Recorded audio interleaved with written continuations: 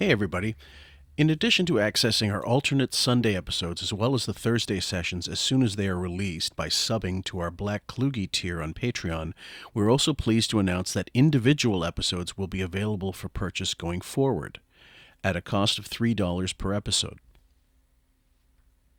I'm going to go to bed with Pamela Anderson, and my mind is going to be blown with him. I mean, we're working on a bit now. I don't want to say what it is. It's going to be really mind-blowing and funny.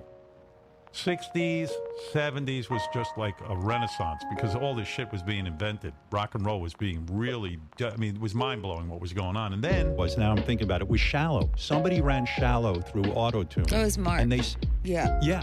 And they said they couldn't, on that song, they could not find a bad note. That's kind of mind-blowing. Thinking while you were doing that, you could sing. I remember when you did that performance with Metallica, and people said, "Oh, Gaga can sing anything." It was mind-blowing. What's it like to tour with guys who you grew up loving, and then all of a sudden you get that acceptance? I mean, it must have been mind-blowing. You ever sit there and go, "Shit, how can I come up with one new song?" Absolutely. Yeah, it's got to be mind-blowing, right? And suddenly you end up singing background on songs like this, The Wall of Sound. That's you back there. How mind-blowing is that? You're talking about Glenn Campbell. You're talking The Wrecking Crew. the Wrecking Crew, the greatest musicians ever. And they were great because within 3 seconds, they could pick up a song, right? Right, yeah. Didn't that blow you away? Opened the door to your imagination and said you can write about anything. Blew your mind. It blew your mind. It is very difficult. Even when I was thinking about what I wanted to talk to you about, there is so much that it is mind-blowing. When you were, I don't know, I want to say you were about 11 years old when you went to see this guy in concert. Yeah. That blew your mind. It's always like, oh, that movie made $150 million at the box office and blah, blah, blah, blah, blah. But it really, it was a modest success, and it's quite mind-blowing. If you go back and Google any of these appearances, it's mind-blowing. He loved the song. It's in one of the documentaries on him, and you see him rehearsing it. And Did that blow your mind? Going through Bruce's catalog of music, it is fucking mind-blowing. You do not remember. Welcome, ladies and gents, to QF, a podcast about Howard Stern. I'm sorry, guys. This is Fillmore. We just started bringing up something real quick before that we started recording, and it's carrying over. I made a Photoshop for Raven that was specifically for this episode because I know she loves train spotting, and so this episode is the gayest toilet in Scotland, and you'll know it when you see it. But anyway, welcome, Rave. How you doing? I'm doing great. Thank you so much. Welcome. Happy birthday. Oh, fuck. No, don't worry about it. It's my real birthday. It's fine. They don't know when this is, so that when we're recording. Right. Yeah. The last time we were doing the breakdown, guys, we were on January 27th, and we were getting halfway through. This is the clip, guys. 90 minutes of bullshit for a 5-minute segment. I've got knots in my stomach. I don't want to be doing this right now, but I'll come to life. You know me. I always carry on. You're a performer. You will step up and you will do your job. I don't want to be a performer anymore. I just want to do the radio show. And what's that? I don't want to do other people's show. I don't want to do this show. Why would I want to do that show? You know what I This is the most insane non-logic I've ever heard. I mean, God, we've seen a lot of this type of bullshit in the press these days. Why in the fuck do it? That means he has no recourse. He must do this.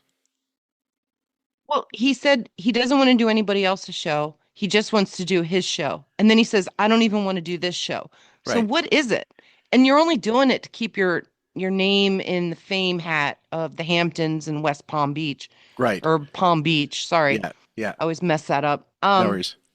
He's just the jelly beaner. That's all he is. Oh. Everything is a problem. He spent 30 minutes or an hour warming up and then a half hour winding down from this. Yeah. All for 5 minutes. It's total horseshit. It's Well, just he's just filler. The actual funny part of it is he says, I don't want to be a performer, yet everything about him is performative. Everything. Absolutely. 100%. 112%. Is he aware of that? I don't know. But either way, let's continue. More shitting on Al Roker. Poor fucking Al. You should have written a song for Al. No. Does anybody feel bad for me, or is it just me that feels bad for me? No, I think this is terrible that you're putting under, you're put under stress, terrible distress and duress, and Al's not doing a thing. Al's sitting somewhere with his feet up. Well, that's the story of Al's career. I mean, I won't say this on the air, but I'm the one with the pressure. Al's going to sit there like King Tut, and I'm going to, I'm going to honor him, I guess. I mean, why me? I'm waiting for Fred to play that clip of why me? Why now? It's like every interview he's ever done on any talk show where he takes over no matter what, because his narcissism won't allow him to just sit back and answer questions and be charming. He doesn't know how to do that. He doesn't have that ability. Yeah. So he just takes over and performs all the time. His grandkids, his psychiatrist, all the time in his personal life, at dinners, I'm sure, when celebrities come over and they go out to eat. It's nonstop. I mean, do I have to remind you guys of the Rock and Roll Hall of Fame speech he gave and his 13 minutes of horrible performance on that? Yeah. Well, I mean, Wayne and I just cut an episode on Sunday night, your time, and it was about the divorce, post-divorce, so 2002, and he's going on about, he started talking about how there were no fights between him and Allison, and Robin added to the whole idea that he wouldn't let a fight happen. He would talk her down and say, no, I'm not discussing this. So he'd push away or he'd overpower her, which is the same MO on when he wants to try to overpower guests. But when you put him in the interview situation, like when he was doing press for Private Parts, if you'll notice, if there were any big, long junkets, like going on with Larry King for Sirius in 2006, trying to promote it, or 2005, whenever it was, the end of the year, when he's the one being interviewed, he's so uncomfortable. He's very, very uncomfortable when he doesn't determine the parameters of the interview and he doesn't know where it's going to go. And it's only gotten worse. He's definitely, it's not fish out of water, it's fish out of breath, out of life. He's like, huh, what? There's no binder in front of me. I don't know what to say. Right. It was the same with the Ed Bradley interview, where even Beth was there and he tried to talk over Beth and tell the story, and Ed's like, no, let her talk, Yeah. So he just can't control himself. No discipline. Well, that was one real moment where that's really him. You got to, that's a microcosm of what the rest of his life must be like. So imagine one of his kids has a problem with him and talks with him, and this is what he does to them, because that's just the way he's hardwired. Yeah, it's him totally. Brutal. Everyone else said no. Tell everybody why Al has lasted 30 years. I have no clue why Al lasted 30 years. They should have fired him. I don't care. Fuck. What an asshole. Right. So the next one, it's all about him, Ed. Big fan of a very long time. We're talking about the one and only king of all media, Howard Stern. Oh, my God. Oh, my God. Is that you, Al? It is, my friend. How are you? Al, I'm sitting here doing my radio show, and there's nothing more exciting than celebrating your 30 years in the business. And, of all the people to appear live, you chose me, Al. And I have no idea why. I barely know you. What is the thought? I share with me, Al. Radio. Yes, sir. Share with me. I mean, yes. Do you not know anyone beside me? I mean, it seems to me you must have a friend that should appear before me. You and I barely know each other. I'm baffled by this. It's very sad. It is sad. It's a commentary on the emptiness of my life. Well, let me try to come up with a phony baloney kind of speech here of some kind. Where, thank you. How close we are. First of all, you look fabulous. I knew you when you were heavy. I knew you when no, I do not look fabulous. And let me explain why. for those of you watching. I don't have hair and makeup, Ugh. people. I now do the show. What? I don't have hair and makeup, people? Christ almighty. He's got a hair person for 20-something years. Well, she just didn't come in today. Right, That's the yeah. problem. I don't have makeup, people. And that's the other funny thing. Like makeup, the only thing, what does he need makeup for at any point? Most people for TV interviews, the only thing that most people do get is a touch up to make sure that their lips look different than the rest of their face. You know, if they don't have very bright lips, or if they're, you know, a woman that wears lipstick, it's not a problem. For guys, you don't want to wash away things. So almost everybody gets made up a little bit for TV. Well, Ralph used to come in during breaks on the show and Fluff them up. pat him down with like foundation or blush or whatever Yeah. for freaking the E show. Right. Jesus. I'm like semi-retired. I'm doing the show from my house. I put my hands through this hair, and I swear to you, I was going to wear a bag over my head to honor you and not upset your audience, because your audience isn't used to being upset. But I want to say something, Al. For you to last at NBC for 30 years is an amazing accomplishment. I worked there for 3 years, and I couldn't wait to get out. I mean, they tortured me there. Oh, a little AGT thing? Because he wasn't at WNBC for 3 years, that's for certain. No, but it always comes back to him, to his hair. Like he was talking about Al and then how he looked great. And then all of a sudden it's like, I don't look great. My hair, my makeup, hair and makeup people. And it's and then it's, I worked at NBC. You know, it never ends with this guy. He's so predictable. Well, it's like if he's not talking about himself or things in his life or things he's imagined in his life, then he has nothing to say. Or imaginary people he's met. Do you know, I think I've asked this before, but maybe not in a long while. Do you know anybody in your life that's even as close or even half as much of a narcissist as this person, you know, as Howard? Because it has to be maddening on some level for everybody in his life who deals with him regularly. And I mean, even for the hired help. Honestly, nobody comes to mind. I mean, I've dealt with some really cheap people, some really mean people, and I would classify some of them as narcissists because it was all about what they could get out of something. Sure. But they weren't extreme like him. Now, my kids have met people, my daughter especially, because there's girl drama in high school. Always. And she starts telling me about these girls that it's all about them and feeling slighted because somebody didn't tag them in a picture or didn't say the right thing to them or said the wrong thing to them. And they're full of drama all the time. So I've kind of pointed out certain traits about narcissists, and I think she's weeded out or at least diagnosed them to the point where she keeps them at arm's length. And for myself, any of those mean, cheap people, I don't even give them any of my energy. I don't look at them. I don't acknowledge them.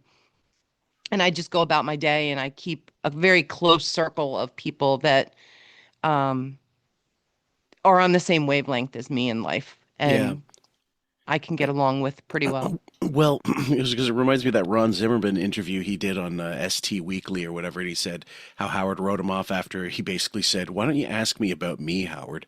You know, why don't you ask how I'm doing?" And respond like, you know, I'm asking how you're doing, and I don't get the reverse from you. And that's the one thing that set Howard off, was he was called on his poor etiquette and poor social graces.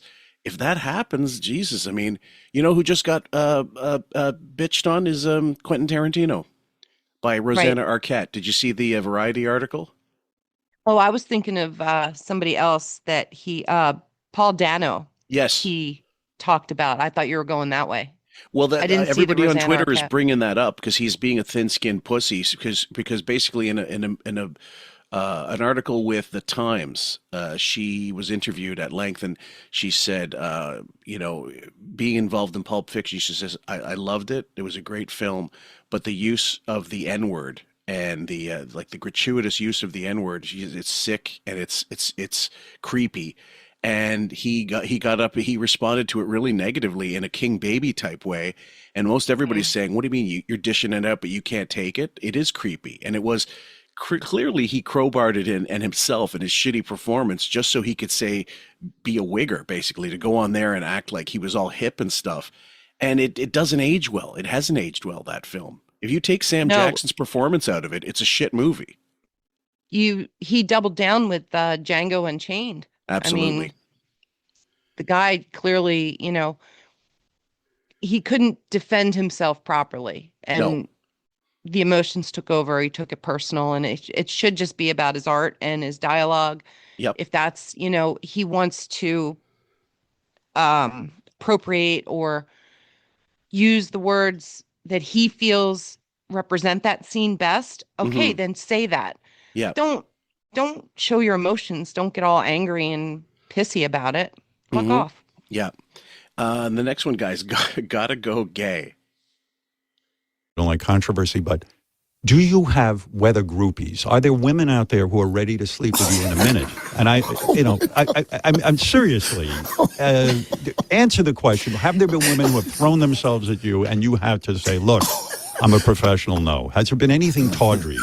Can you tell No, us? but Craig has thrown himself at me. Stop! Don't jump into this. Oh, No, like is that going to be the new heated rivalry? You and Exactly. That's it. Yes. Yes. Oh, would I watch exactly. that? That's the You next would watch phase. that. Let me mention. By the way, Yes. Howard, congratulations. I understand you just signed a new contract. You're going to be there. Okay, so the heated rivalry is getting a lot of mentions by a lot of people. A lot of people are claiming it's really good and really entertaining. Have you finally dipped into it? Nope. Nope. I'm No interest. all on board the season 50 Survivor reunion season right now. So that's been about the only, that and SNL. They're the only shows I watch, really. I promised Mrs. Fillmore I would watch this season with her because she wanted something to, because we don't really watch anything together because I don't watch much TV in general anymore. Although I'm waiting for the last season of The Boys to start next month, so I'll probably binge that one night. But when it's all done and when it's all said and done. But the heated rivalry is a lot of people giving it really high marks for whatever. I mean, despite what'll turn a lot of people off, the homosexual aspect of it, people are saying dramatically like it's quite a production. So maybe one day I'll give it a try. But I'd rather watch hockey than watch films about hockey or movies or TV shows. Right? It's just not my type of genre to watch. That's all. I'm not into that. Fair enough. Next one, Victory Lap begins, guys. All right, more fun and surprises after. See, that was great. Yeah, but it was a lot of work. And there was one. Let me do the post game wrap up. Yes. There was one point when I was talking to Al there. I was thinking I think maybe the room's a little quiet. Maybe they think I'm being a little too rough on Al or something. I don't know. I mean, I think they didn't want to be in your crosshairs. I think this is interesting that you pulled this clip. I believe that after he used to do Letterman or all these appearances, whatever, he's often gone through it in his head, played it again over to himself because, well, narcissism, but also worried that it didn't go well because it never goes well. There's always something he could pick apart, like he did wrong or he doesn't like something. But I believe he obsesses after the fact on appearances he's done. I agree. I would say he's looking for someone like Bowie or Ralph or Robin in this case. Great. To kiss his ass because he's got deep regrets. He's he doesn't know how to read a room. No. He doesn't have human emotions. He doesn't have the skills to know that something is good. He's always had to have people tell him and be in his ear, whether it's music or movies or his performance. Well, yeah. Doesn't a comedian know when they've killed? They do. No, most of them do, I would think. Yeah. Does a musician know when they put a song together that's good? Sometimes no. Depends on if they're chemically impaired when they're making it or if they're just so full of themselves that they think everything they release is awesome. But most of the time, I think if you asked musicians to answer honestly about albums they've done or whatever, they would admit that this is a piece of shit or like I wasn't inspired or they think this is one of the best songs I've ever written. And they're usually right. Right. I would think they know if they're onto something or if they're just, padding their way through it. Yeah. So, but he has no clue. No thermometer of You're right. understanding. Next one, guys. Uncomfortable Stamos moment. This is good. Remember the time me and John Stamos were up there and John Stamos told me a secret about Beth? No. You don't remember? Okay. That no was, did you hear the sort of the pregnant pause and then the like the no wasn't very secure because he didn't know where he was going? Right. He was very nervous and he was almost ready to, hang up on him and hit the dump button. He probably had his finger hovering. Oh, yeah. What? He was in the green room with me and he told me a little secret about Beth. This is a long time ago. What? Robin, I was sitting get me next to back. him. Get me back on the Today Show now. Call up and see if they can get me another 5 show minutes. is now being ruined. Yeah, No, yeah. Eric, this is why I didn't pick up on you. I got to go. Okay. No, I was sitting next to him in the green room. All right. Well, then if it's a secret, then keep it a secret. Yeah, Stamos is telling you secrets about my wife. See, there are real secrets he doesn't want out, and he doesn't know what was said to him. Nobody prepped him properly for this bit. Right. So they have him on the phone, and he has to talk over him before he says anything inappropriate or That's right. He can't that he trust doesn't want heard or has to hit the dump button. So he's going to hang up on him, and then one of the guys, Perlman, has to come on and explain the bit and what was going on. Well, let's be honest. I mean, we know we've heard about, we've seen the blinds about Stamos. We've mentioned them, about him being bi at the very least, and a swinger, that kind of shit. But like, I just have this heart, like, impossible, belief that Howard would be a swinging partner, like he would. Like the trade off, if he's supposed to be a germphobe, that makes no sense, which we know is not true. Go ahead. Well, I think back in the day, he was so amped up to Starfuck, and it was early 2000s? Very early. Yep. Like early Sirius time, maybe. Yep. Or before Sirius. Before Sirius, like early 2000s, I'm going to say.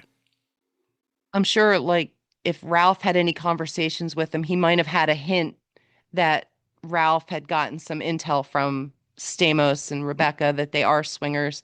Yep. And, Beth will do whatever just to get close to these people. Big time. And she's very pliable in that kind of client client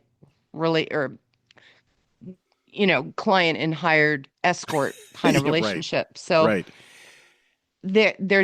He's definitely on the ropes here. Like, he is sweating bullets and he's ready to rip somebody a new one for putting him on with this. I think Hardy said it best. If there's a foursome with those four people, Howard's going to get the beer.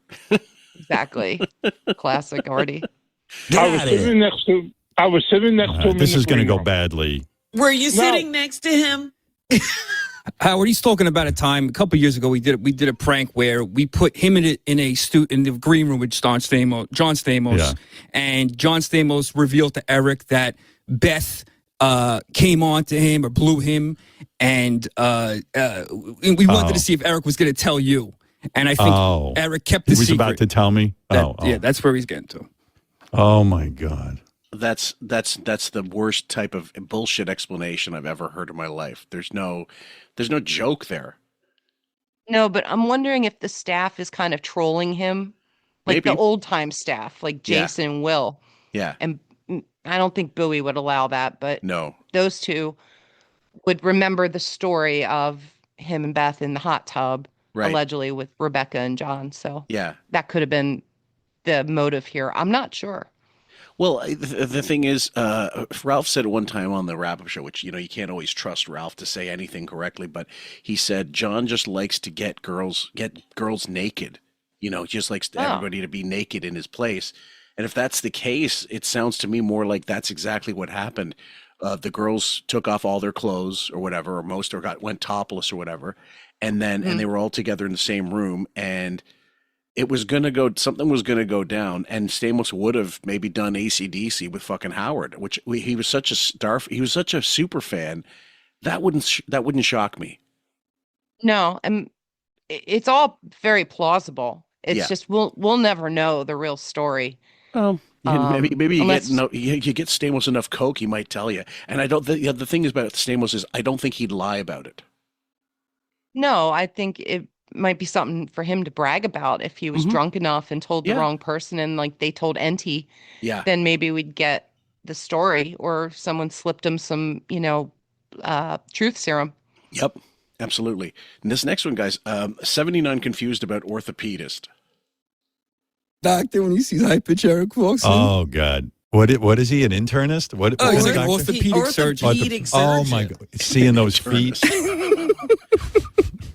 I think it's for his hip. He's got something. Oh, his hip. He's got something. Isn't an The orthopedist orthopedist is a bone doctor. I thought that was a podiatrist No. something. Yeah, I get confused. He's got Fantastic.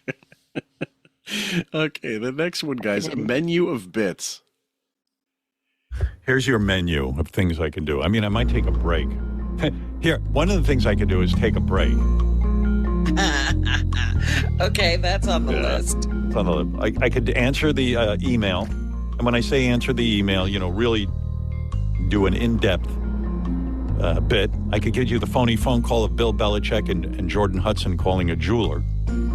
I could give you an update on Will the Farter and his cameo Just business. do it. What kind of padding is this? Okay. I haven't heard from him in a long time. I could do a very detailed analysis of Oprah's book tour with a complete Never did. clips. No. Oprah has a book tour? Yeah, evidently there's some.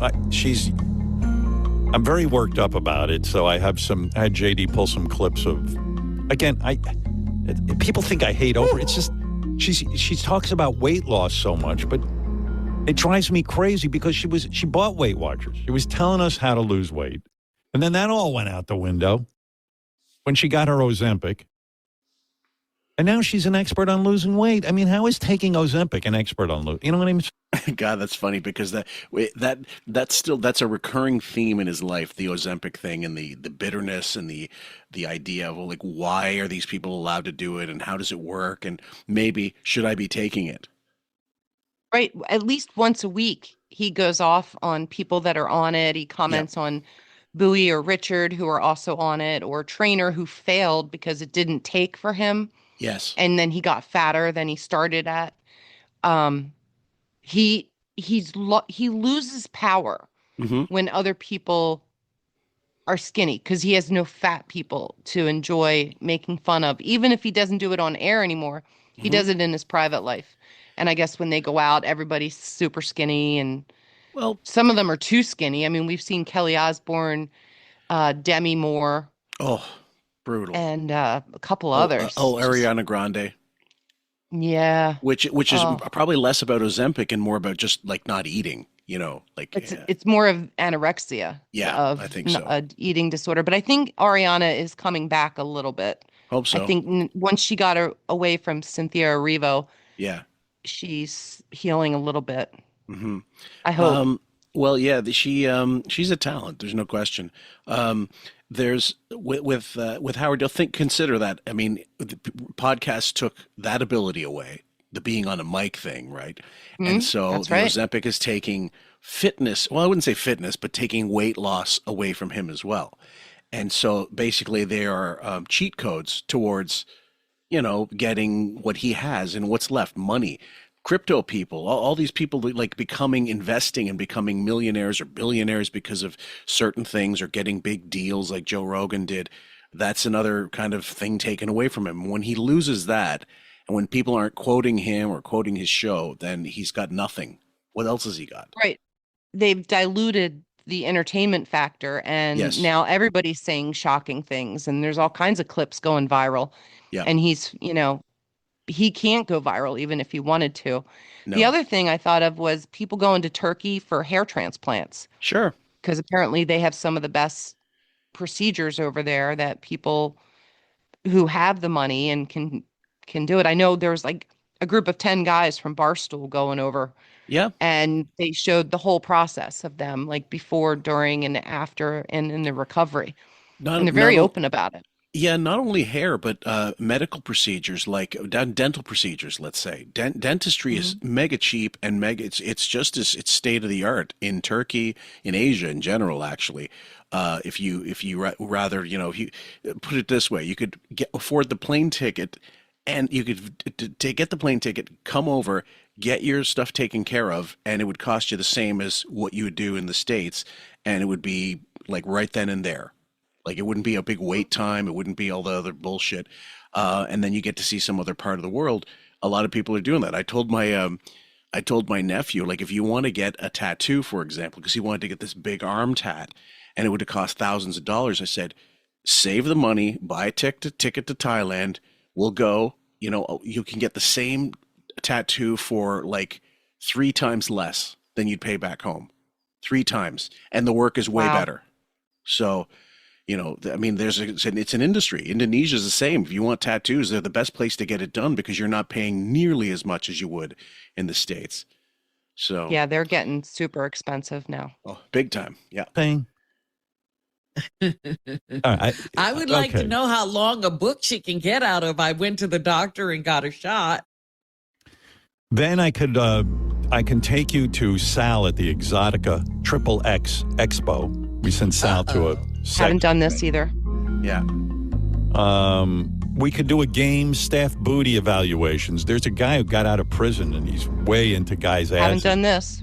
And so we showed him pictures of the staff's ass, and he can comment on them, and you can sort of play along and guess whose ass he's talking about. But guy's an interesting character. Right. We could play a game where it's called Do They Apologize, where I can play you different clips from television where people say stupid shit, and then whether they apologized or not. That's a good game. That's a good game.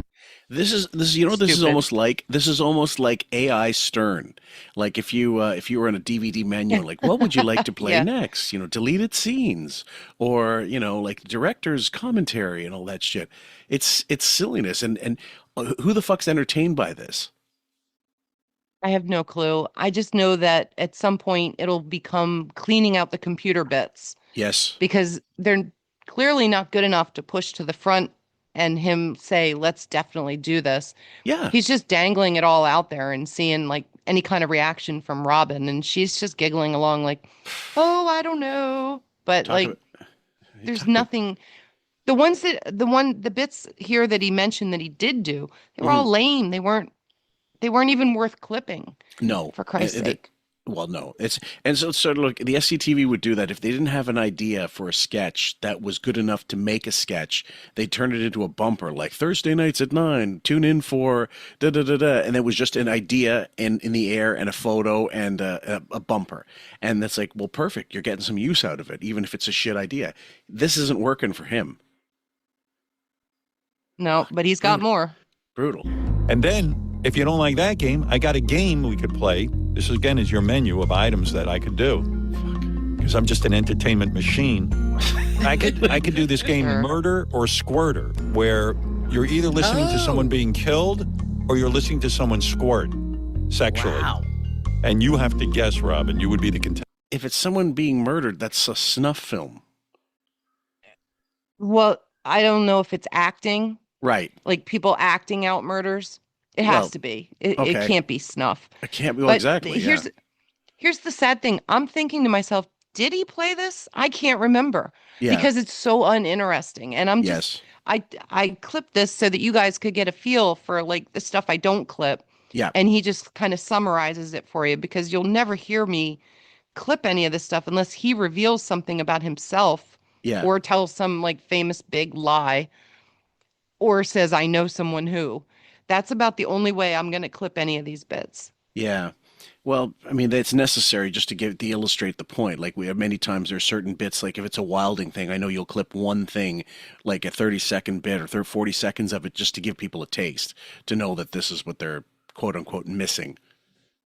Yeah, I don't even like clipping Perlman because he's such a meathead, but he's complete beef brain. He's a dumb fuck and he can't even like pronounce words correctly. No. He pisses me off. He's basically a younger Ronnie.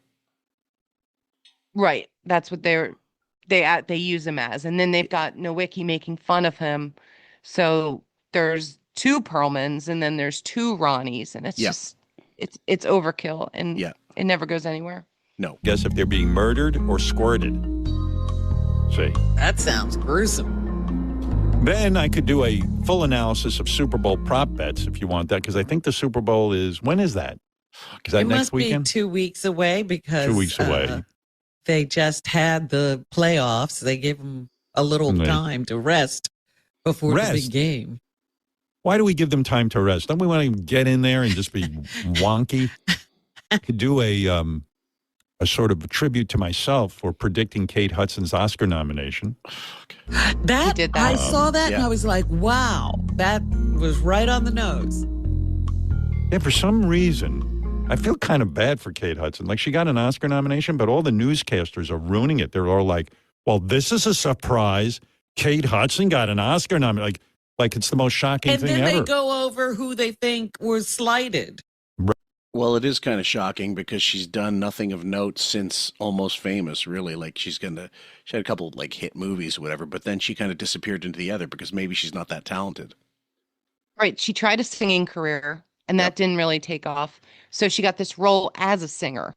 Yeah. And, they nominate like 10 people for each category or 10 movies. There used to be 5. Now it's double. It's way overkill, and just about anybody can get in. Most of them you haven't heard of, probably. Yeah, absolutely. Last one for that day, guys, is called Butchering Reading, which is always good.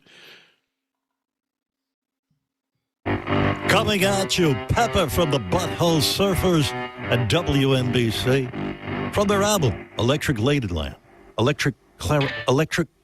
Excuse me, ladies and gentlemen, let me start again. Electric Ladyland. 1996.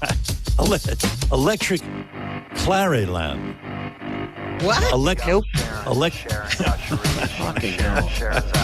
Coming. No wonder they fired me. What kind of announcer is this? No wonder I couldn't get a job in Alaska.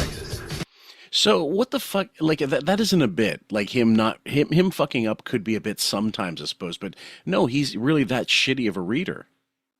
Right. His eyes are bad, and he doesn't know. And this is Mr. I want to be in the Rock and Roll Hall of Fame for the Irving Azoff Award. Right. That he doesn't know. And the name of the album was Electric Larryland. Yeah. That's not difficult. I think they put it all as one word, and he couldn't separate it out, and he doesn't have the real knowledge of what the album was. So right, if you could tell me he knew who the Butthole Surfers were, that's a whole other debate. There's no way, because I don't know. I like even before I was into alternative, I knew that like Rolling Stone, for example, used to have a thing usually at the back of the issue about top 10 college songs or whatever, college hits or college albums, remember? And so I loved it. It was an idea of like what's out there, what's not in the charts, because this was pre-SoundScan especially. You really did need that shit to know what was quote unquote alternative, because it really was. No one was buying replacements records. No one was buying Husker Du or Peter Murphy or the Baja, like no one really, you had to go, you did have to go underground really to look for this stuff. Right. I mean, I would watch 120 minutes on MTV on the weekends late at night, like at 1 a.m, or I'd tape it and go back and try to learn some music that way. Yeah. But otherwise it was just whatever was on the radio. Yeah. So fellas, ladies and gentlemen, we are going to actually do February 9th. And this is a good cross-section of stuff here. The first is called Fake Buzz. Is that having to do with the Kate Hudson stuff, or is this himself?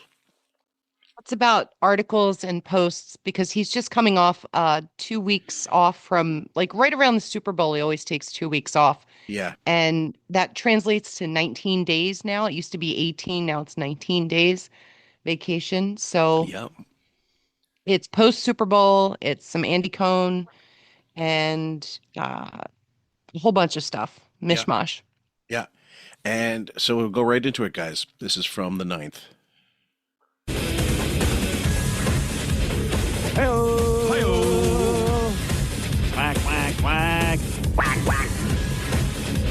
Here we are again live. A lot of people were wondering where we were last week. It was just a regular week off, but created a lot of hoopla. I got condolences notes that my mother had died. There was speculation. I don't know how that rumor got started, but so that was that around the time when we had the Duke Townsend screenshot. Yeah, and if it carried on Reddit too. Right, you just posted about an article where him and Beth. He looks like a grandfather. Yes. It talks about them sharing 3 kids. And I'm like, no, they ignore all 3 of them, both of them. Well, yes. Carrie, I said Beth ignores 3 of them. And then Carrie's like, he does too. So that was great. Yeah, it was. I looked it up, guys. It was called the Hello magazine. I think it was. It's based out of Barcelona, and they've got basically it's an online magazine. They've just got offices in different cities around the world, but it really is just another website to promote fluff bullshit. There's nothing to it. But when they're on vacation, he'll have articles posted about her and her animal rescue, and it's usually her in a bikini, promoting her blog or whatever. And it's just them being thirsty. Yeah. And bullshit articles about nothing new, nothing at all. I loved the lead photo, though. That was from, not AP, but it was one of those, one of those like wire image type services, whatever. And he looks like a deer in headlights, and she's doing the whole adoring gaze up at him, and it's idyllic, but it looks creepy. And he couldn't look any older in that picture. Too much light is not his friend. He always looks terrible. Yeah. More really rumors weird. started just because we were off the air. It's very strange not being here, because as soon as we're not here, rumors start that I'm either been fired, my mother died, or that I was very ill. Gee. Yeah. Well, there you go. What can I tell you? The only 3 things they could be. Yeah. Well, otherwise, I would be here. What else could it be? I'm just saying, they don't imagine you're on a fabulous vacation. No, but then it ruins fun. It ruins my time off, because then I got to get on the air and tell people I'm okay. No, you don't. And no one cares. It's a lie. Whatever. Yeah, like I said, with this new contract, we have altered our schedule somewhat. So I guess no one believes me when I say that. We believe it. We've been covering it, but I will tell you, when he dies, it's going to be exactly like when Abe Vigoda died, and people are like, "Didn't he die like 20 years ago?" Right, and young kids will be like, "Howard who? Yeah. Who are you talking? Who is this guy?" Yeah. You think they think you're maybe sick because you're working so little? Yeah. Well, I am sick in the head. Definitely mentally ill. Okay, now, yeah, please cut right in. Oh, Robin is sick. That's for sure. We know that. Yeah. But she's there whenever he is. But yeah. Whatever he needs, she'll be right there at the home, ready for him. The next one is called Polishing the Epstein Turd. I didn't know this till this morning's meeting, but I'm in the Epstein files, and I'm the only one who comes off looking good. Like a history will shine on. To the the X-Files. The Epstein The X-Files. I'm in the X-Files, I mean. No, says here, you're the only person named in the emails who came off looking great. Evidently, Epstein emailed Woody Allen's wife, Sun Yi, and he wrote to her, "Do I remember correctly that Woody," meaning Woody Allen, "Woody does not like Howard Stern?" And then Sun Yi replied, "It's not Sun, it's Soon. You're just you're just doing this to degrade, asshole. I mean, it's spelled phonetically S-O-O-N. What the fuck? I'll see you, son." Yeah. Yeah. Asshole. Howard Stern is a mortal enemy. Yeah. He is strongly in Mia's corner, meaning Mia Farrow. Mia Farrow, yeah. Yeah. Oh, I don't know. I mean, yeah. I mean, when I was doing my movie, Mia was in the movie, and I was talking to her, and it was, I got sad. She was telling me things, were bad, and How many bits did he have with Wood Yee Oh, for God. a decade? God, like dozens. Totally ripping on Woody. Yep. And the other thing is, he was mentioned in the Epstein files by Jackie for his cheap ass behavior. Being a cheap asshole. That was the quote. Jackie has great stories of Howard being a cheap asshole. Which does that make you come off good? No. Yeah, exactly. No. And that's funny that would be part of any email in the Epstein files, because it basically implies that it's the same with Scottie Pippen. Like if you get a reputation for being a cheap ass, it spreads. People love telling stories about bad tippers and all those things. The service industry is all about that, like sharing who's good, who's great, whatever. Some people are very generous. Charles Barkley probably at the top of that list. Oh my gosh, yeah, I love Charles. Yeah, and so the next one is about it's shade in a way of lowballing Andy Cohen's Super Bowl paycheck. Isn't that right? Yes. Yeah. He did one for Chewy Nerds, Gummy Nerds. Gummy Nerds? You mean Nerds the candy? Yeah, they're a bunch of nerds held together by like a gummy candy. Okay. Oh, really? So Okay, they're because clumps. it's very tangy. I remember Nerds as a kid. Oh, they're good. Yeah. I remember that if you kept them in your mouth long enough, they'd become transparent. Mm-hmm. Yeah. They still do. Pellets. I think he'll give you a ballpark. Not the exact number, but like between. He'll I think give he you a could have gotten. range. There's no way he got like $1 million for that. I think at least $500K. Here's what I think, and I hope, and Andy knows I love him and he's number one, but No, he doesn't. I think he'd be so excited to be in a Super Bowl commercial, they could get him for a pretty good price. It's already $6 million before he even steps up. Oh, you know what? I wonder if, since it's NBC, it was on NBC and Bravo is part of NBC Universal. I wonder if that had Maybe, something to do with. He could have done it for free. I think so. He's probably like, you know what? Everyone will be talking about my Super Bowl commercial.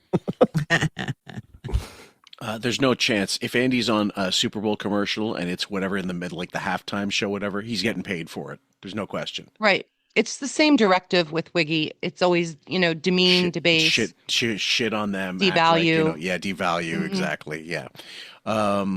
Next one, Andy calls in to defend himself. Andy.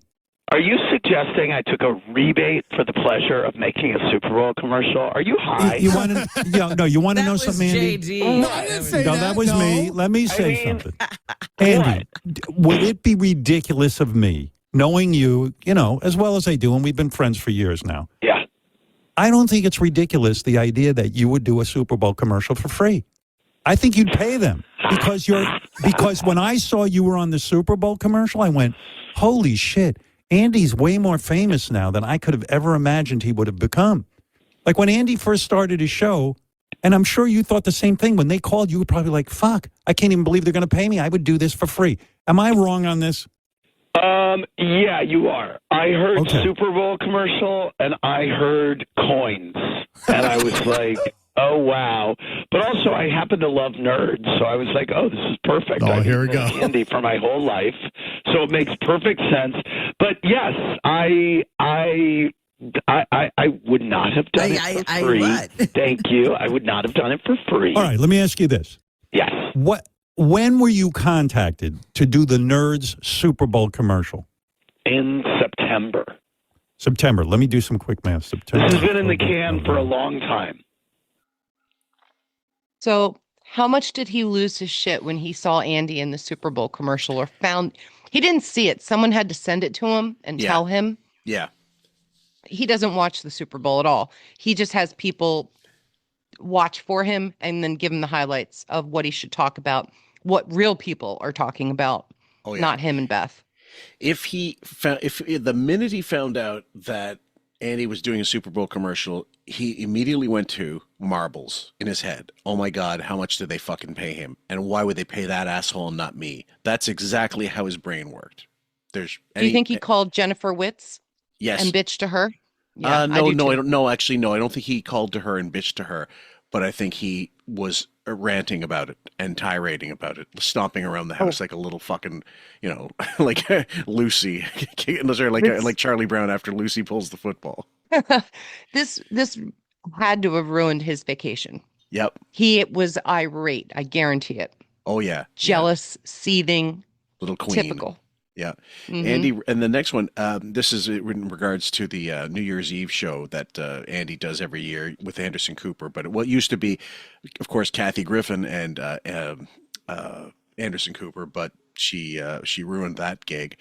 And so now he's rubbing New Year's Eve gig in Wiggy's face, which is great. I'm going to ask you a very serious question. I want an honest answer. If you lie, bad things will happen to you. Here we go. Tell the truth. Have you ever eaten a nerd in your life? Oh, yes. Yeah. I had never had Nerd Juicy Gummy Clusters, which is what this ad was for, because it's a new candy. But right. Nerds, yes. Okay. When they contacted you, you must have been beside yourself, because you know as well as I do, that means a new level for you of fame. Here's the deal. Yeah. No, I was really psyched. I didn't really think about it that way, because my thing with New Year's Eve is New Year's Eve is like the best gig that I have. And I feel like everybody watches New Year's Eve. And the people that I hear from about it, or people that I do not hear from about anything relating to Bravo or anything else I'm doing. So I always feel like New Year's Eve is that thing for me. And go ahead.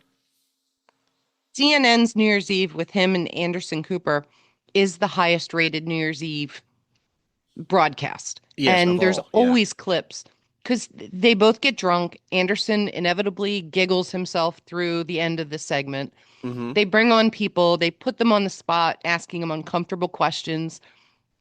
And this year he ran it on New York's mayor, Mamdani. So I won't get into any of that, but he definitely got a buzz. Every year, there's a buzz about Andy and Anderson doing the New Year's Eve special. Mm-hmm. And I'm sure that sticks in Wiggy's craw, too, because he can't stand the fact that he's relevant. Yes. People know him. Even though he's gay, nobody cares. They're both gay. Yeah. Nobody cares. Nobody gives a fuck. Nobody cares. Even boomers have given up that fight. I think they're just like, whatever. Yeah. But for Andy to rub this right here and be like, I didn't even think about my level of celebrity because I'm so big on New Year's Eve. Yeah. Perfect comeback. I love the way they go queen versus queen when they talk to each other. Oh, the claws come out and Howard's are like, he's like a cat that's been like declawed and defanged and he has to gum a mouse to death. So, I looked it up. It says, this is according to Google, the exact amount Andy Cohen makes for hosting CNN's New Year's Eve special with Anderson Cooper is not public information, while his total annual earnings, including Watch What Happens Live and executive producer roles, are estimated around $10 million. His New Year's Eve fee is not disclosed. I'm saying for that gig, which I don't know how many hours it runs, I think 2 hours, maybe more. Maybe 2 or 3. I don't know. Yeah. I'd say it's in the multiple of millions for the gig. I would think at least 2.5, maybe more. For 2.5 to 5 million, I would say, because the advertising revenue is what's key. If he's bringing in advertising revenue and, and ratings, obviously viewers just in general, and he might even get a cut of the advertising. That's the key thing. He's making more money probably for that gig than Wiggy makes in the entire year. Right. That's like 1/3 of Andy's salary just for one night of work. Yes. And I'd do it. So, I mean, God, who the fuck would turn that gig down? Anderson Cooper's probably, that he's making at least as much, I would say. He's getting drunk with his friend on TV. Yes. Talking to celebrities. He's great at that. Yeah. Next one, Marble Talk. Gotta love it. Andy, how much money did you get paid to be in the news commercial? I wish I could say. I'm going to ask you a parameter. I would happily gloat to you. It's probably in my deal that I can't Why couldn't you say? Why Did you can't sign you an say? NDA? Because I did it for the love of nerds. No, here's the thing. There's no fucking way you got. I did. I'm sure it's in my contract. No, it's not. Say. That they don't care. Yes, it is. You'll be fine. Listen to me. Is it? How there's much are no you way- making in your new Sirius contract? I knew you would do that. That's insane. That's the best way to do it. You got to attack him, ask him about his fucking marbles. He won't talk. Ask how much you donate to charities every year. Yeah. You know I can't say. Really that. dig in. Well, okay, Now, well, then we're on the JD same says page. JD says you got paid $500,000. There's no way you got $1 million. Am I correct? I mean, I can't say. Did you get $1 million? Just say more or less than $1 million. That's all I want to can't know. say more or less. No, Here's what yes, I will all say. right. It was a Go Super ahead. Bowl commercial. It was a big budget Super Bowl commercial. And I That was I know. really happy to be proud of At least part of it. 500. At least 500. No, he's claiming $1 million now. I know what I'm he's not saying. claiming shit. He got $1 million It was a for big that. CAA commercial, and they offered it to me in September, and CAA did the deal. So you fill in the blank. Oh, boy. All right, let me say this. CAA's Mike Ovitz, so most likely it was serious. Like bottom line is serious money, guys. There's no two ways about it. Yeah, they're one of the biggest agencies in Hollywood. Yep. Unlike the Buchwald Yeah, agency.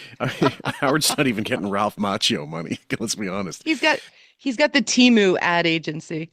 Yeah, you know what? I do like it when when I found out that Cobra Kai was being absorbed. It was on YouTube Red or something like at one point, and then Netflix kind of, I guess they bought it outright or paid for the rights to stream it anyway. When William Zabka and Ralph Macchio made probably a shitload of bank for that series, and I always It was feel very popular. Yeah, I always feel like there's a vindication for these, what we're going to call them has-beens, because they're older stars. They're not really stars when they get into producing and stuff like that, because it's like they made it, like it wasn't there. They're not just, going to be these degenerate stars that, we find decaying in their apartments and no one remembers who they were, and there had all these bills piled up and stuff. They actually, continue to, to succeed. Yeah, I watched it with my son, and I know a lot of his friends were all into it because they would all talk about it, or it was fun. It was just something that like Gen X and Gen Z, there was a crossover that you could enjoy, because then you watch the old movies, or the parents would get into the new show, and it was pretty true to form to the original movies. I think so. I enjoyed it. Yep. Did you first balk at the initial money they offered you and then hold out for more? Tell the truth. I don't think I can talk about the negotiation. That you can talk about. It was a great negotiation. I was really happy the whole way through. How long was the negotiation? How long was the negotiation? That you can answer. Not long. Because you not were as long as your negotiation was serious. That was a long time. You know what? I got to admit, I am jealous of Andy's new Super Bowl commercial. I'm a pitch man. Yeah, I'm this is a America's whole pitch nother man, level. And I'm just enough in the middle that I can talk to you about candy, the great American product, on the great Andy, American listen to this. night. On the phone now is honest Andy Cohn, who wants to answer all my questions. God. So what? Some bullshit Wilding bit that they decide, like a fake AI Andy or something like that? Yeah. It was probably Wilding. I can't even remember. I tune out when the hack impressions come on usually. Oh, so God. So this one, Wig's feeble attempt at asserting dominance. Let me congratulate you, because in my opinion, and I'm Mr. Show Business, this is a whole new level for you. Before you were on that show, who knows how many people watch it. And even with the CNN on that's all right. That's great. That's second great. highest CNN New Year's since COVID. We have 4 Okay, million take it viewers. easy. It was, How many? 4 million. This is in front of like 100 million viewers. Yeah. The world. Yeah. This is a big deal for you. This signals to Madison Avenue that you have arrived as a spokesperson. This is mainstream acceptance. Have you gotten any other calls? I'm ready. Please. I will be talking to CAA this morning. And let me say something to the most important person listening this morning, Jennifer Witz, who's the head of SiriusXM. Don't be fooled by this latest Andy accomplishment. You I'm think still. he's going to outshine you? I'm afraid that photograph of Andy's going to go back on her desk. Don't you dare. Believe me. I am still number one around here. I think, anyway. Howard, all right. Thank you, Andy. So Andy's got some lawsuits he has to settle up for sending dick pics, doing drugs, and sexually harassing women, actually, on the Real Housewives. Mm-hmm. So I think Andy just goes wherever his boat floats, and whatever he's done or said to these women to coerce them into either doing drugs or having sex or allegedly is the one thing that holds him back from going super mainstream and getting more deals. Yes, it's I mean it's one of those, like, his behavior behind the scenes is questionable enough to, I mean, I'm sure his people are like, there's some leaks on this boat, and we don't know, like, is there going to be a moment where he gets canceled because of his own stupid behavior, like a Shia LaBeouf type thing, who, by the way, one of the latest blinds about Shia is great. We'll read our blinds tonight after this show, guys, when near the end of the clips. But Andy's kind of scuttling his own career slowly, little by little. He's making enough ratings, so he's doing enough in the ratings department so that he's not a liability yet, but he's becoming one. He'll probably just settle out of court with most of those. You think and so? Get them, I think he'll come to some sort of agreement. Maybe not what they're asking, but half or something close to that. Enough to make them go away, basically, for now. Mm-hmm. Yeah. To sweep it under the rug. Okay. Next one is called Larry Embarrassed Wig, and this is about Larry Fitzgerald. So this is kind of going back, but yeah, we got the screen cap too. And you know who went in actually to the Hall of Fame? The guy I played chess with. Who is that? What's that guy's name, guys? The guy I went over my neighbor's house and we played chess. Oh, thanks. Larry Fitzgerald. He got into the Football Hall of Fame. You played chess with Larry Fitzgerald, Howard? Have you told that story? I don't know. Did I? Maybe I didn't. I thought I did. I don't know that you told us the name. Yeah, you did. Is that the same time as what's his name came over? Magician? Yeah, I must have told it because you're right. That's when Oz was there. Yeah. My friend was over my neighbor's house, and he's friends with Larry Fitzgerald, and we played chess. And he was a real nice guy. His girlfriend was super hot. I was busy looking at her. I think I won one game, and he might have beat me twice. And I kind of choked on one game. Like I was up a whole piece, and I kind of fucked up. But in my defense, your hero isn't playing chess much these days. And when I went over there, I was like, guys, I'm just going to watch. I don't want to play. I enjoy watching chess. And next thing I know, I'm with Larry Fitzgerald, and it's like, hey, Larry beat Howard Stern. Oh, fuck. I'm out of here. All that, hold on. All that was posted was, thanks for the chess game. It didn't say like, hey, fucker, I beat you, whatever, all this bullshit. This is what comes out when Howard's his hackles are raised.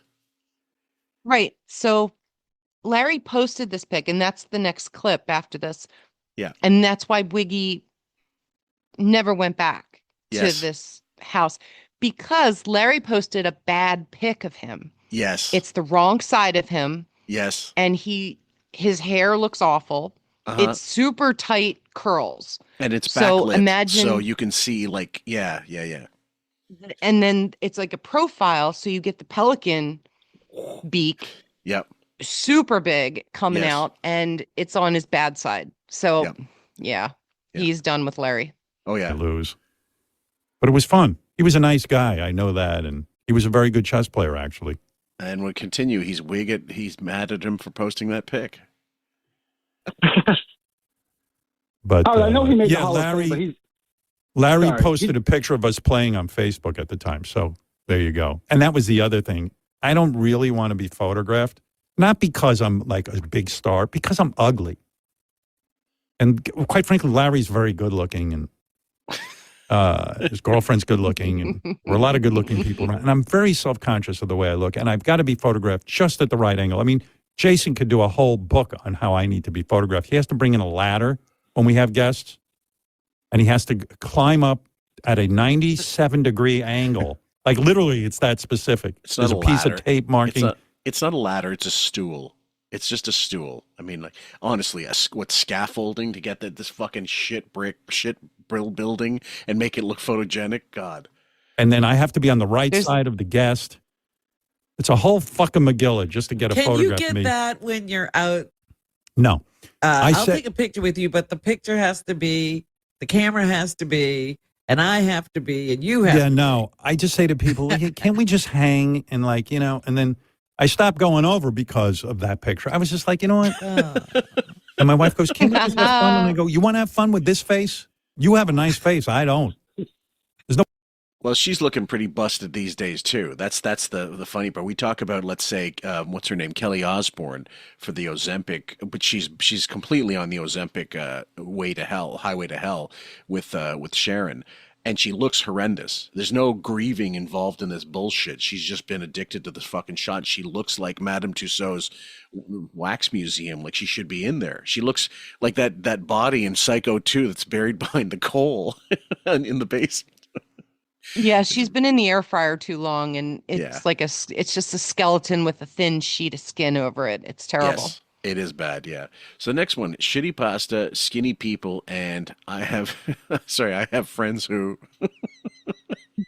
But I was so happy and elated when they started to list all the side effects you can get from these drugs, because I am so fucking pissed off.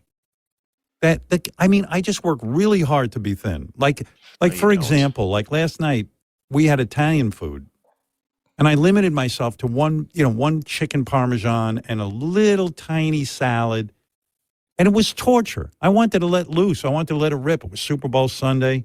It's my favorite food. I'm eating like this special pasta that's like high in protein, and it's barely not even pasta. Wheat pasta. Yeah, right. Yeah, it's just vile. And I'm like, I have to work so hard. And Gary's walking around skinny, Oprah's skinny, everyone's skinny now, and it makes me insane because I work so hard to be thin. And I loved when Gary would walk in here fat and like can't get his weight under control because he's like doesn't even have the ability to control his instincts. I give him kudos for admitting finally he loves looking at fat people. Him and Beth doing that whole 1,000-pound sisters, kind of shame fest, basically. At least he's being honest about that. But I mean, that shows you just how much of a horrible person he really is. Right, and even High Pitch Eric has lost 100 pounds.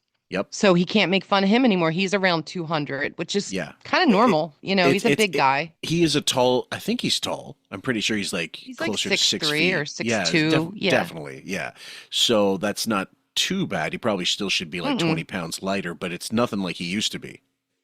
No, it's not enough to make fun of anymore. No way. Not like where he used to roll into the studio and they'd play the elephant sound or something. He looked like Fat Albert going in there, basically. Yeah. Back in those days. Like he can't stop eating chocolate. He can't stop eating crackers and whatever the fuck he eats. Everything. Plantains. Everything. Howard, I go to parties now that I've gone to like every year, right? Right. And in my mind, when I went to these parties, because I was a grazer. Do you know what I mean? Like I would just go. Yep.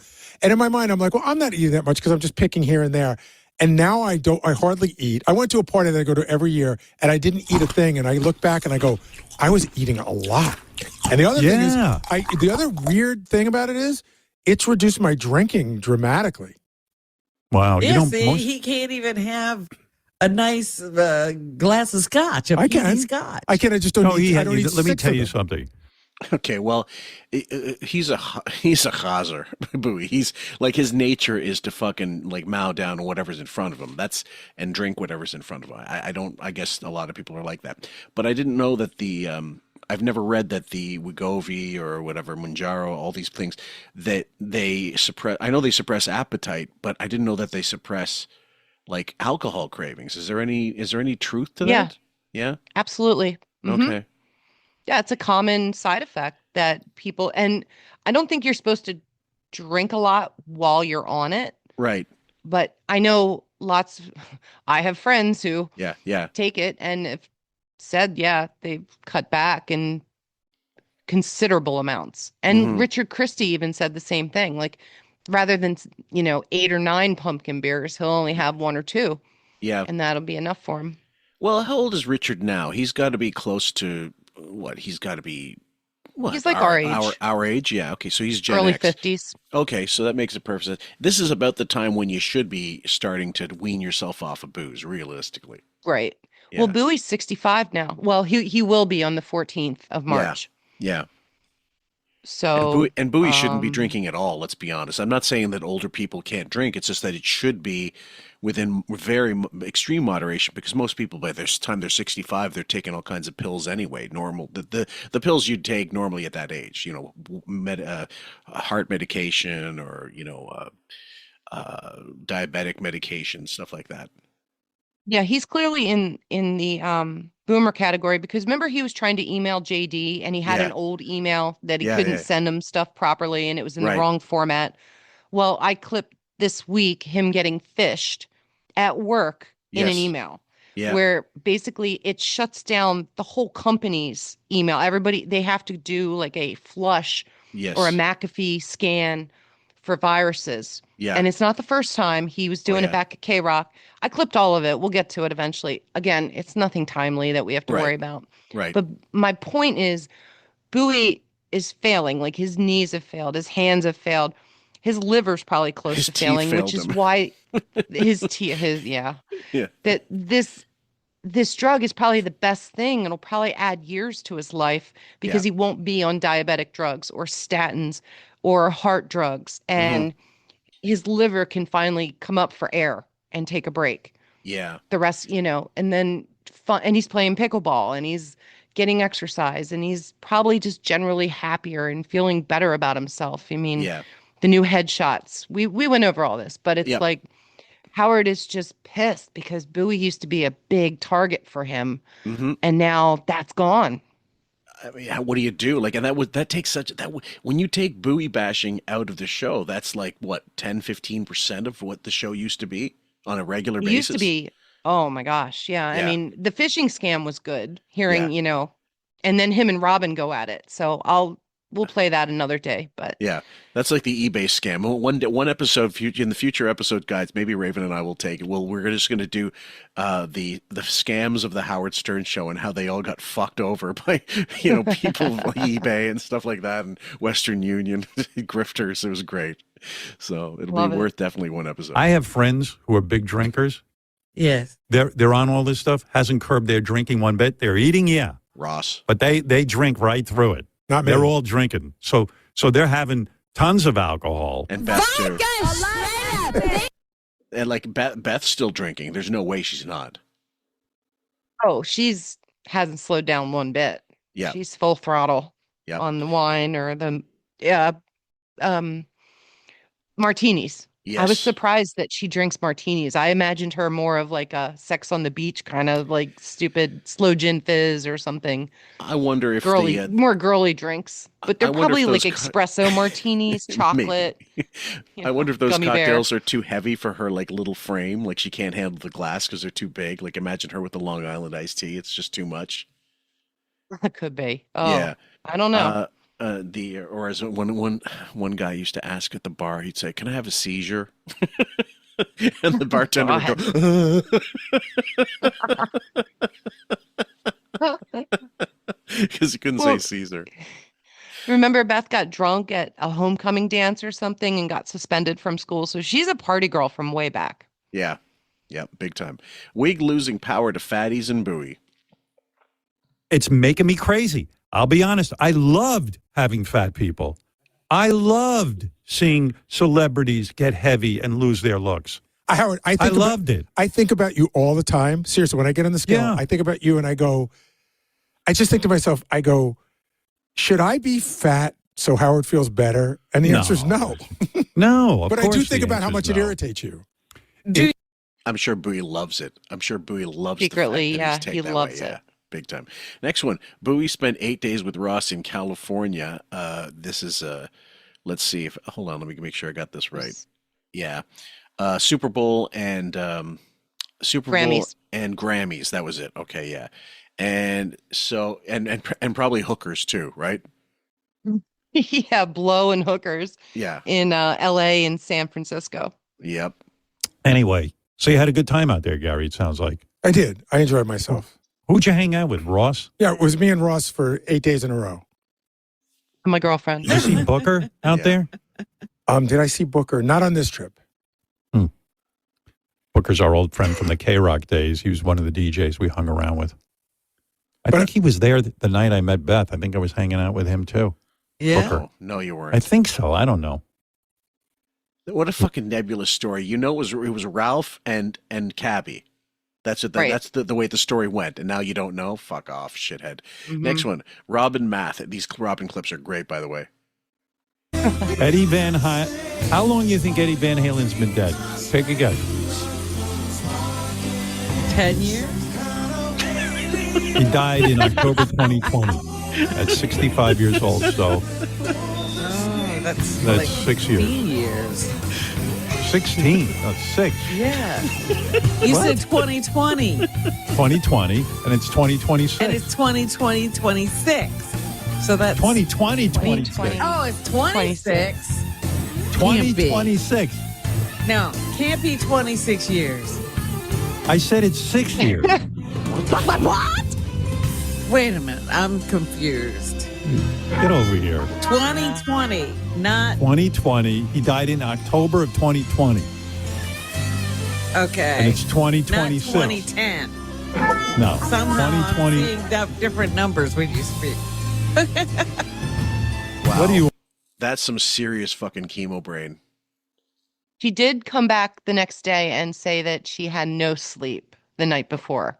And she apologized for getting so many things wrong, especially the numbers. Wow. But what I loved about this was Bring Back Jackie mocked her for being the financial genius who Right. can't subtract 26 minus 20 Yeah. and is saying it's 16. Right. So- Exactly. Fucking hell. Okay, out of his mind. Next clip, guys. I would refuse to sign if I had to go someplace. But I did say to the team the other day, our team, I think we should do two special shows a year where we go someplace. But I was out of my mind when I suggested that. Okay, so that dovetails well into one of the clips we played on a previous breakdown, Right. where he was humoring the staff. The next one, guys, more Robin Math and rest in peace, Catherine O'Hara. It was really sad to read that Catherine O'Hara died from SCTV and Schitt's Creek. I wasn't, I don't know if from Schitt's Creek, And but Home I Alone. did. Oh, was she in that? The thing that I Yes, loved she her was the for was, mom. I loved her on SCTV. I loved that whole cast. I loved that TV show. It was Yeah. 100 years ago. But when I Lie. heard she died, I got real sad. Let me see if I got. Because she was, I think she was 79. Well, listen to this. This is kind of mysterious to me. She was known for movies like, she was 71. 71. 71? Yeah. I should have saved the Photoshop for the latest Photoshop for this one because the two of them are 79. But like holy, how do you get that fucking wrong? Like 9 years, like 8 years difference, making her older than she is. Fuck off. Anyway, rest in peace, That's our Chuck girl. Negron. This is from a Three Dog Night. Chuck Negron passed away, and Robin's memory. So it's another great Robin clip. And the other guy that died was a guy who was on our show like 100 years ago, but his name is Chuck Negron. He was one of the singers in Three Dog Night. He died at 83. Oh. And the thing I remember, they had a lot of hit songs. Joy to the World, One, an old-fashioned love song, Easy to What Be goes Hard. up must come now. What? No, did they do that that, them? Three Dog Night? I don't know. Jeremiah was a bullfrog.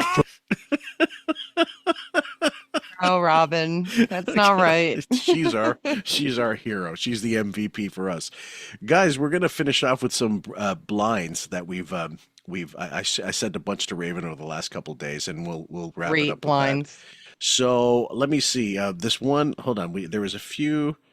Let me go back to the first few here. Okay. This is from 301. And I sent these to her on Saturday. Entertainment lawyer, 301.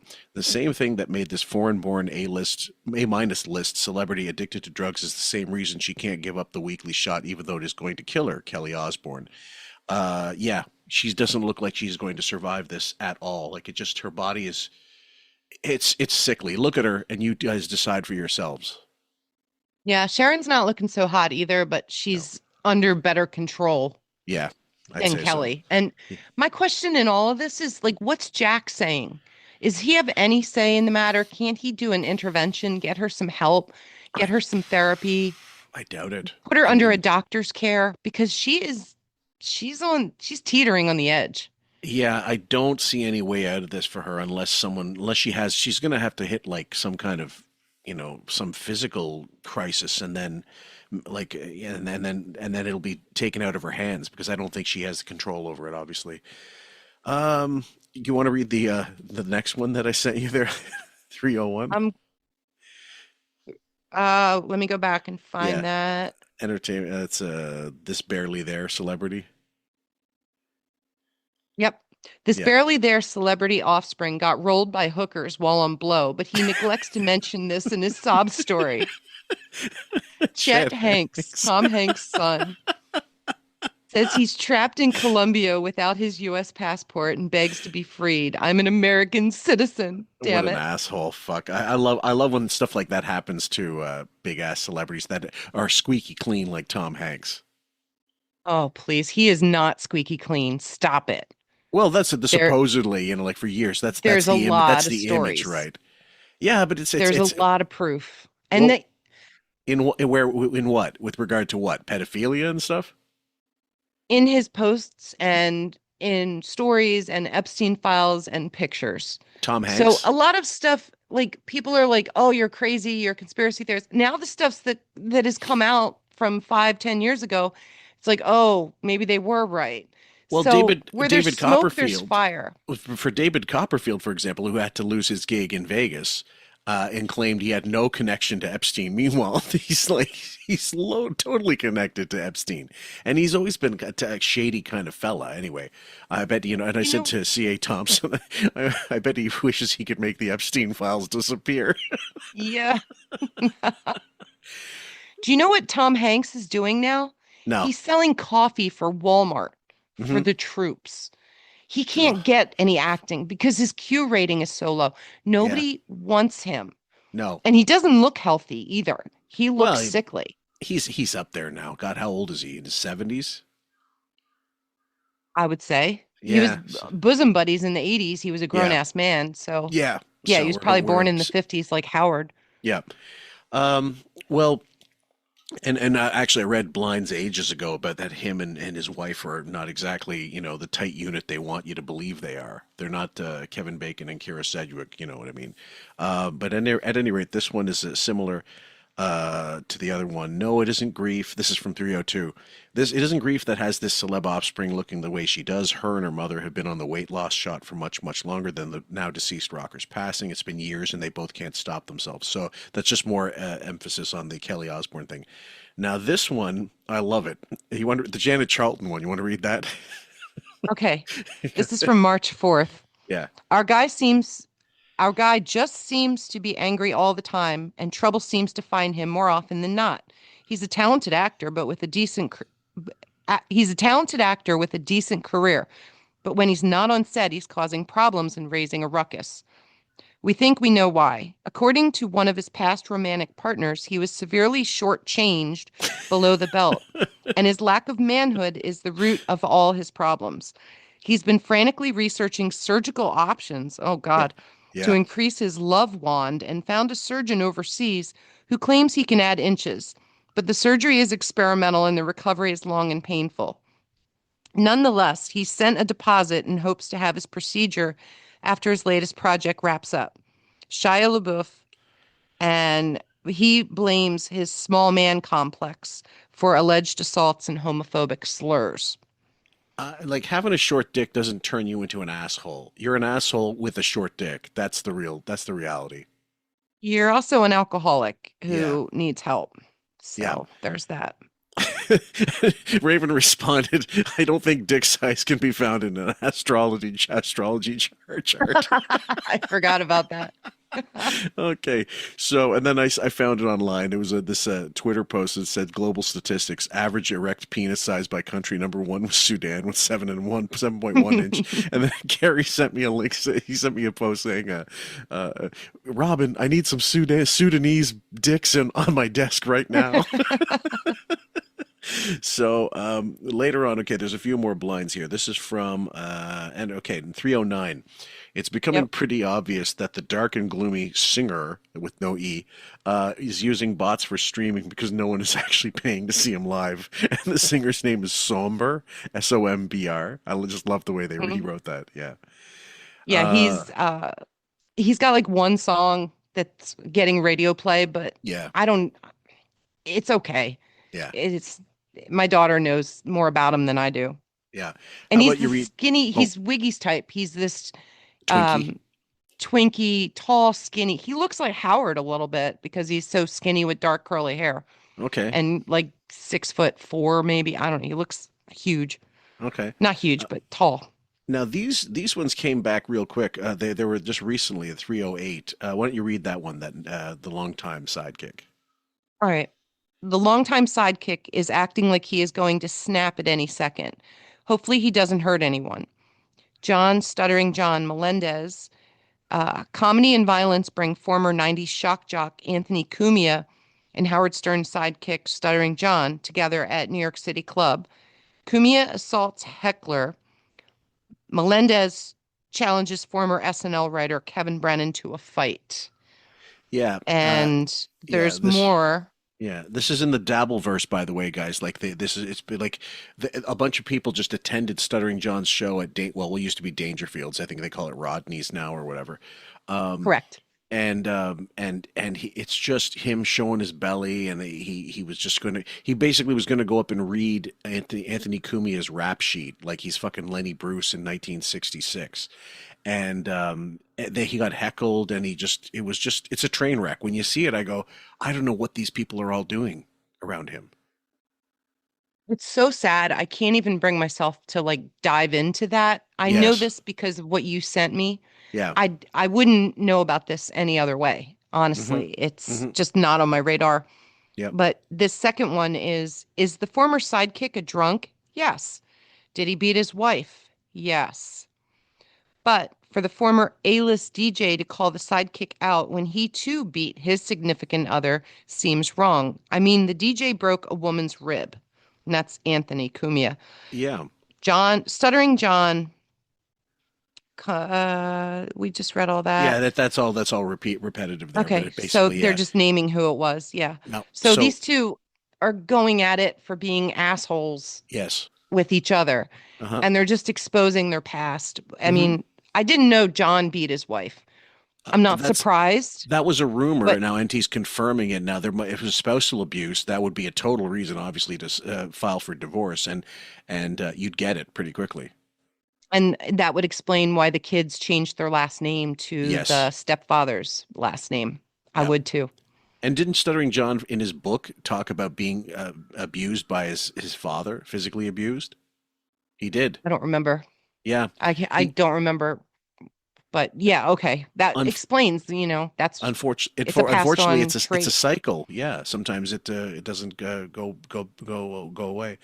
307, the powers that be specifically requested that the former tween/teen actor not be involved in the big awards show. They would have just ignored the movie if they couldn't get two others from it. Corey Feldman, Oscar tribute to Rob Reiner, Jerry O'Connell, and Will Wheaton, Stand By Me. Corey Feldman reportedly left out of Rob Reiner Oscar tribute, feels it's a slap in the face. No, people hate you, Corey, because what started out as a zealous cause against Me Too and child pornography and whatever in the industry and pedos, you had people's support for the longest time, but then they realized you're a fucking grifter using this to pay off your bills and buy shit, and any money that was coming in was not going to your stupid bullshit documentary. It was going to line your pockets. So fuck off. He's recently divorced too, so he must really be in the shitter about his life right about now. I think so. Yep. And fuck him. And this one was this is a long one, but it's good. It's interesting enough. 4 for Friday, The Dilemma. This is from 306. This resurgent TV actor Noah Wiley has had a great year with his hit show called The Pit, as in Brad Pitt, two T's. After his first hit show, ER, it was always hit or miss whether he would get back to the top. He said things were so bad that at one point he stopped paying spousal and child support for many years. Yes, he was a deadbeat dad.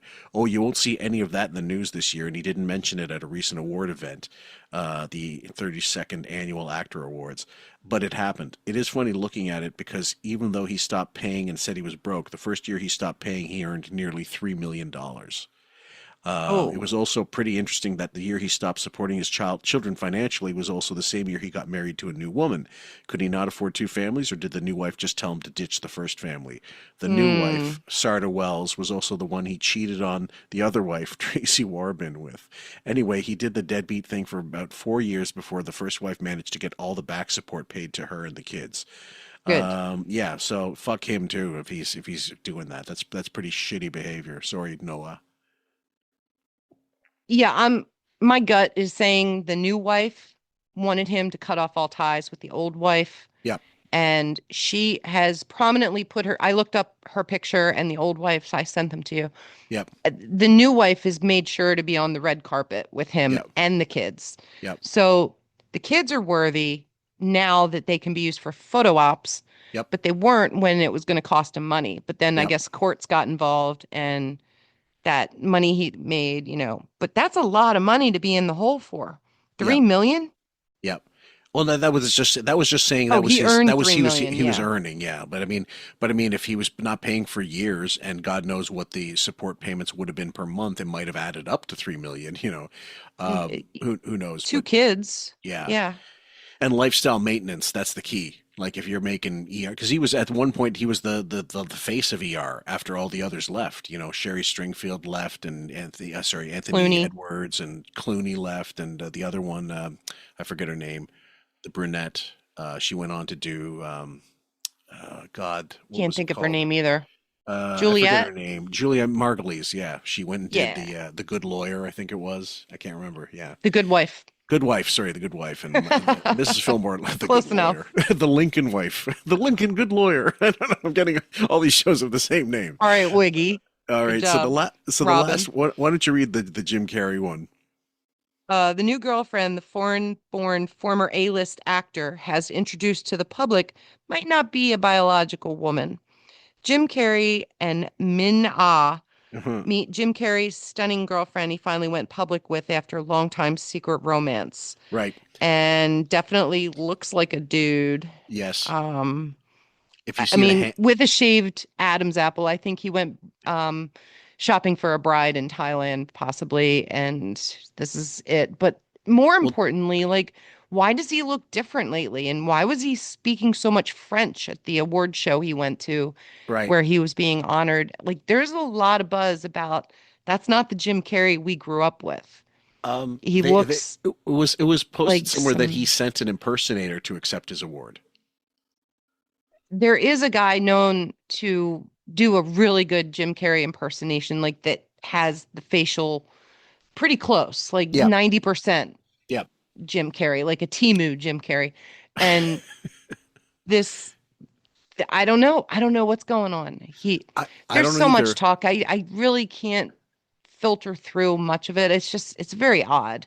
Well, he was beloved by a lot of people for all his movies. So I think he's finally gone off the deep end, and for a while now, and he's also so rich he doesn't need to care what people think about it at this point.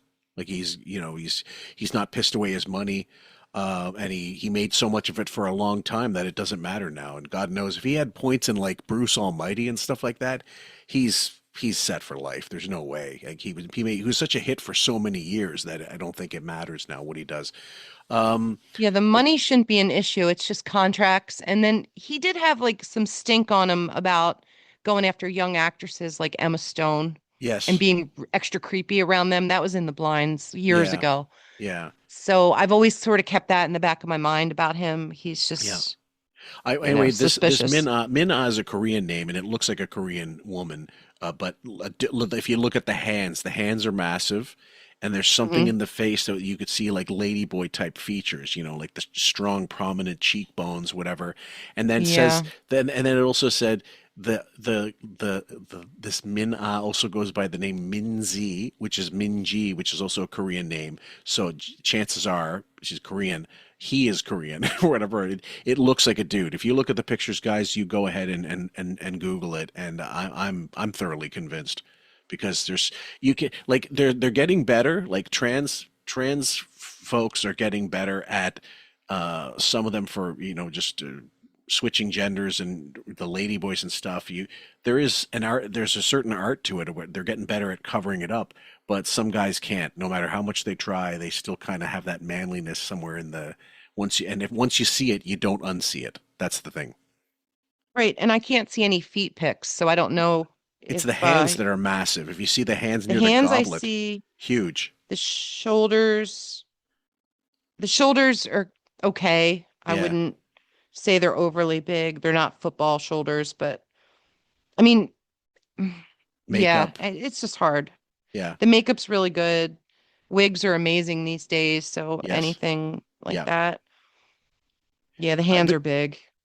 But it's I find that the ones that fail, they don't believe enough in it themselves. They're trying to pull it off, but there's a little too much effort going into it, and they don't seem to be comfortable enough in the photo anytime, and that's where it gets problematic. But you guys judge for yourself. Either way, I don't care. Jim Norton went that way. Good for him. Whatever. If he finds happiness in it, I can't understand it, but I don't have to understand it to approve it. So, and he doesn't need my fucking approval. So, at any rate, guys, we're gonna wrap this one up. Requests from Raven. It was Lana Del Rey, and the song is, if I'm not mistaken, it was "Young and Beautiful."